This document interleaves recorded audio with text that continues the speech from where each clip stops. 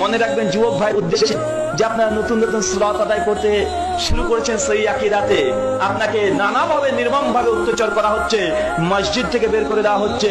খুব অন্তরের মধ্যে ব্যথা যে তার পিতামাতা তার সঙ্গে ভালো ব্যবহার করে না, তার প্রতিবেশী তার সঙ্গে ভালো ব্যবহার করে না, সার্বিক দিক থেকে তাকে বয়কট করা হচ্ছে, মনে মধ্যে হীনমন্যতা ভুগছে। মনে রাখবেন আপনাদের উদ্দেশ্যে একটা কথা বলি, যে সহজে পাওয়ার আনন্দ খুব বেশি আনন্দিত নয়। যে জিনিস সহজে পাওয়া যায় তার মূল্য কম অবশ্যই। আর সহজে জিতার আনন্দ কোথায়? বাধা যতই বিশাল, বিজয়ের আনন্দ ততই বাঁধ ভাঙ্গা। যে কাজে বাধা নাই সেই কাজে আনন্দ নাই।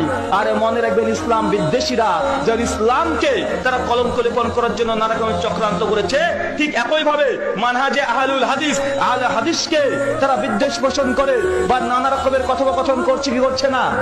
করছে। কিন্তু একটা আহলুল হাদিসকে আজ পর্যন্ত তারা তাদের মাযহাবে, তাদের শিরকাতে নিয়ে যেতে পেরেছে? কিন্তু আহলুল হাদিসদের বক্তৃতার আলোকে, তাদের লেখনীর মাধ্যমে বা বলেন তো অসংখ্য মানুষ এই মানহাজে আহলুল হাদিস তারা প্রবেশ করছে কি করছে না? করছে। এটাই হচ্ছে বিজয়।